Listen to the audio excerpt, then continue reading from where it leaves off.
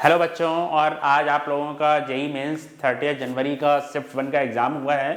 तो हम लोग इस सेशन में कुछ मैथ्स के मेमोरी बेस्ड क्वेश्चंस डिस्कस करने जा रहे हैं। तो देखिए क्या क्वेश्चंस पूछे गए हैं। इन्होंने जो क्वेश्चन पूछे हैं वो क्या पूछा है। क्वेश्चन है हमारा सबसे पहले 3D का क्वेश्चन है। तो एक कोई स्ट्रेट लाइन है, ये इस स्ट्रेट लाइन की इक्वेशन है हमारे पास x + 3/5 is equal to y - 1/2 is equal to z + 4/3। ये एक हमारे पास पॉइंट है 1, 2, 3। यहाँ से इन्होंने एक परपेंडिकुलर डाला अल्फा, बीटा एंड गामा। तो ये जब परपेंडिकुलर इन्होंने ड्रॉ किया है तो इसके फुट के कोऑर्डिनेट्स हमें फाइंड आउट करने हैं। तो सबसे पहले हम लोग क्या करेंगे, इसके कोऑर्डिनेट फाइंड आउट कर लेते हैं।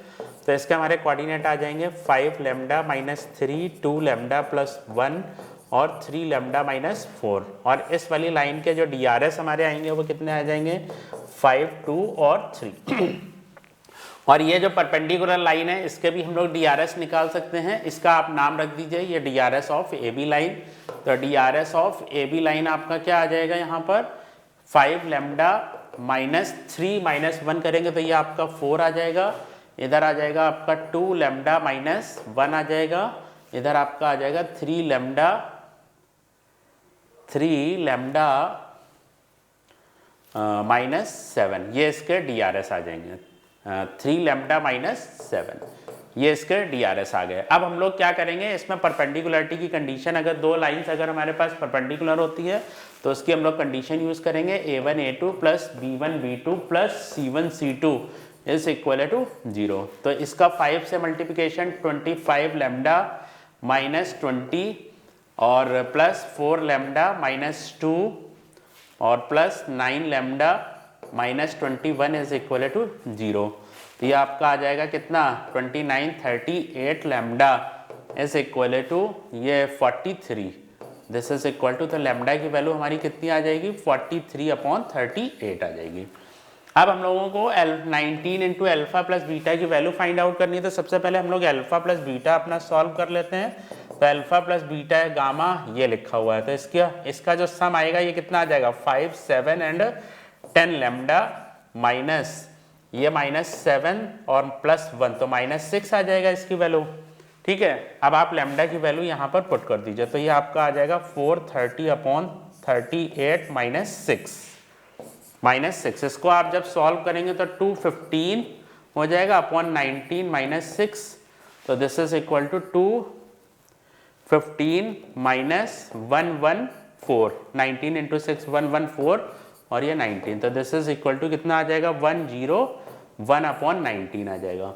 हमारा इसका आंसर क्या आ जाएगा 19 से अब हमें मल्टीप्लिकेशन करना है। तो इसकी वैल्यू हमारी कितनी है 101/19। तो ये इसे सॉल्व करेंगे तो इसका हमारा जो आंसर आएगा वो 101 आएगा, जो उसने इंटीजर टाइप में पूछा है क्वेश्चन। ठीक है, इसके बाद नेक्स्ट हमारे पास क्वेश्चन है, if the length of the minor axis of an ellipse means 2b is equal to 1/2 half of the focal distance. तो 2ae हो जाएगा, ये आपका 2 कैंसिल हो जाएगा। तो 2b इज इक्वल टू क्या आ जाएगा आपका ae आ जाएगा।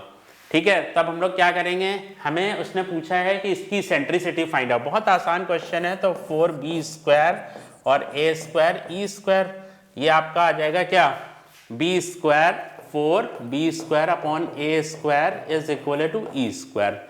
तो अगर हम इलिप्स के केस में बात करें तो हमारा फॉर्मूला क्या होता है b² is equal to a² into 1 - e²। तो this is equal to b²/a² is equal to 1 - e²। तो ये आपके पास आ जाएगा 4 और 1 - e² is equal to e²। तो 4 - 4e² is equal to e²।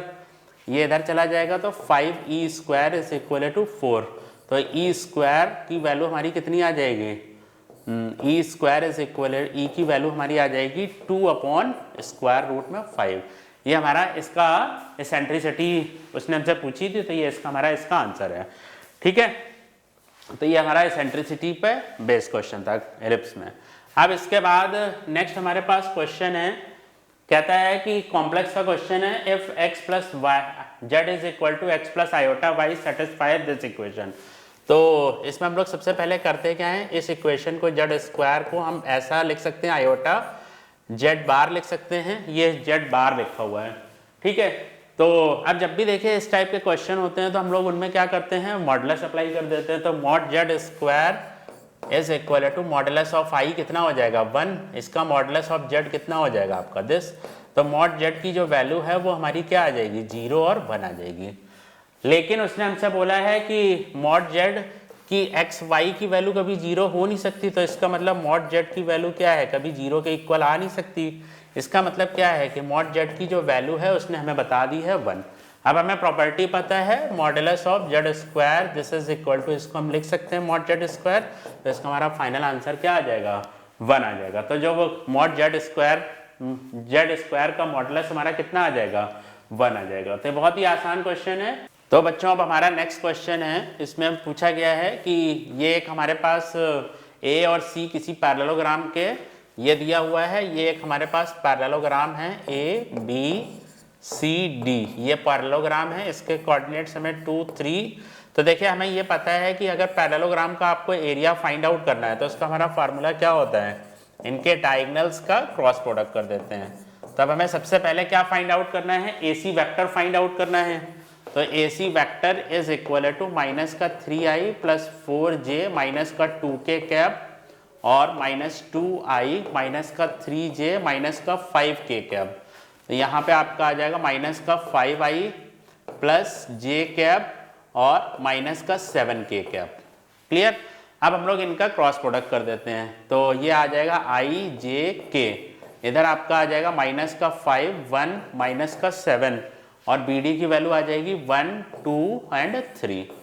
तो इसका अब हम लोग डिटर्मिनेंट फाइंड आउट करते हैं। तो i कैप इधर आपका क्या आ जाएगा 3 और प्लस 14 माइनस j, इधर आपका आ जाएगा माइनस का 15 और प्लस 7 और plus k cap minus 10 minus 1।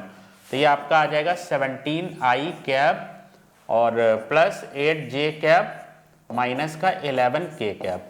तो ये हमारा इनका क्रॉस प्रोडक्ट आ गया। अब हमें क्या करना है, इसका मॉडुलस फाइंड आउट करना है। तो मॉडुलस कितना आ जाएगा, modulus of AC cross BD is equal to square root में 289 17 का स्क्वायर प्लस 64 और प्लस 121। हम लोग इसे ऐड कर लेंगे 289 121 और 64, तो ये आपका आ जाएगा 4 और 16 17 और 474। तो दिस इज इक्वल टू, तो इसका एरिया कितना आ जाएगा स्क्वायर रूट में 474 अपॉन 2। तो ये हमारा इसका आंसर है। ओके बच्चों। हेलो स्मार्टियंस, 29 सेकेंड 30 जनवरी का फर्स्ट शिफ्ट का पेपर था कल। आपका 29 को सेकेंड शिफ्ट का पेपर भी जैसा आया था उससे भी इजी क्वेश्चन आए हैं। थोड़ा सा ये जो क्वेश्चन है जो मेरा पास जो नेक्स्ट क्वेश्चन है ये थोड़ा आउट ऑफ सिलेबस हो गया है। अगर देखा जाए तो ये सिलेबस का पार्ट नहीं है, ये limit n extending to infinity लिखा हुआ है, limit n extending to infinity summation k equals to 1 से n क्यूब। तो ये जो लिमिट वाले ये जो इस टाइप के क्वेश्चन आपके सिलेबस का पार्ट नहीं है, लेकिन अब कुछ भी आ सकता है, इसलिए मेरे हिसाब से जो आगे वाली शिफ्टों में जो बच्चे आ रहे हैं पेपर देने उन्हें ये कोशिश करनी चाहिए कि हमको काफ़ी सिलेबस पढ़ लें। अब शाम वाली शिफ्ट के लिए तो मैं नहीं कहूँगा, लेकिन हाँ नेक्स्ट कल का पेपर परसों का पेपर जो होने वाला है तो एडवांस लेवल का ही क्वेश्चन कर लें। सिलेबस को ध्यान में रखकर थोड़ा फार्मूला बेस्ड ही क्वेश्चन आ रहे हैं, लेकिन करें। तो क्वेश्चन देख लेते हैं ये वाला कैसे करेंगे।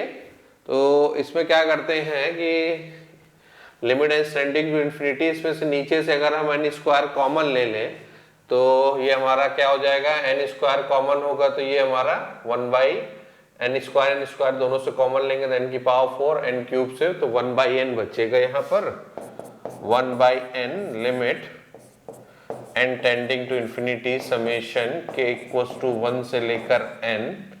ये तो सीधा सीधा आपको वही मिल गया, ये बन जाएगा 1 plus k square k by n का whole square plus k by 1 का होल स्क्वायर इंटू यहां से ले लेंगे तो ये भी बन जाएगा 1 प्लस 3 k बाई n का होल स्क्वायर हो जाएगा यहां से। ठीक है, इस टाइप के एक तो 1 बाई n सीधा सीधा लिमिट है, समेशन लगा हुआ, तो सीधा सीधा इंटीग्रेशन में चेंज हो जाएगा। के बाई एन की जगह हम एक्स यूज कर लें तो ये क्वेश्चन हमारा किस में कन्वर्ट हो जाएगा, इंटीग्रेशन 0 से 1 dx अपॉन क्या हो जाएगा 1 प्लस ये बन जाएगा एक्स स्क्वायर, और ये क्या बन जाएगा 1 प्लस 3x स्क्वायर। तो इस टाइप का क्वेश्चन हो जाएगा। अभी इंटीग्रेशन ही हमको सॉल्व करना है, तो 1 प्लस एक्स स्क्वायर बन गया और ये 1 प्लस 3x स्क्वायर। तो इसको हम पार्शियल फ्रैक्शन से सॉल्व कर सकते हैं, बड़ी आसानी से पार्शियल फ्रैक्शन लेके इसको सॉल्व कर सकते हैं। तो मैं इसको जरा कर देता हूं। अगर हम इसमें 3 से मल्टीप्लाई कर दें तो ये हो जाएगा 3 और ये हो जाएगा 3x स्क्वायर, ठीक है। तो अगर 3 से किया तो 3 से इसको करेंगे और इसको अगर पार्शियल फ्रैक्शन में करेंगे तो ये बन जाएगा हमारा 3 0 से 1 और बन जाएगा 1 upon 1 plus 3x square minus 1 upon ये क्या बन जाएगा 3 प्लस x स्क्वायर बन जाएगा, क्योंकि 3 ले रहे हैं तो 3 प्लस 3x स्क्वायर हो जाएगा। और इसको हम क्या लिख सकते हैं dx लिख सकते हैं। पार्शियल फ्रैक्शन जब सॉल्व करेंगे और बाई 2 और आ जाएगा यहाँ पर, तो 3/2 0 से 1 1 upon 3x square 1 upon a plus bx की फॉर्म में ले लेंगे, पॉलिनोमियल फॉर्म में a प्लस bx की फॉर्म से आप जब सॉल्व करेंगे तो ABCD जो कांस्टेंट टर्म आएंगे तो इस तरीके से उसको यूज करके पार्शियल फ्रैक्शन से ऐसे कन्वर्ट हो जाएगा। अब यहां से देख रहे हैं इसको इंटीग्रेट कर देते हैं, तो जब इंटीग्रेट करेंगे तो क्या हो जाएगा, ये हो जाएगा आपका 3/2 इंटीग्रेशन है।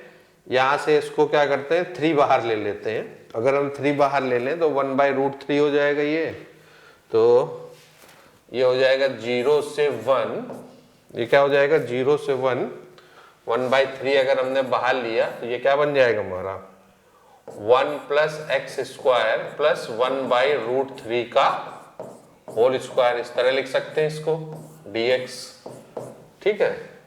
और दूसरा हमारा क्या हो जाएगा, ये वाला जो बन जाएगा, यहाँ से भी 3 कॉमन ले लेंगे तो डायरेक्ट बन गया। यहाँ से भी अगर हम 1/3 कॉमन ले लेंगे तो ये बन जाएगा 1 upon 1 plus x square dx, ठीक है। तो ये 3 और ये 3 कैंसिल हो गया, ठीक है। तो यहां से हमारे पास क्या आ गया, यहां से हो गया 1/2, ये हो गया 1/a tan inverse x upon a का फार्मूला बन रहा है।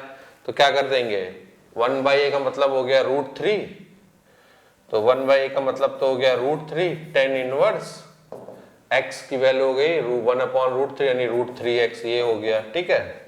और ये बन गया tan इनवर्स x, तो माइनस tan इनवर्स x, दोनों में लिमिट लगा देंगे 0 to 1 और लिमिट 0 to 1, यहाँ लिमिट लग जाएगी, ठीक है।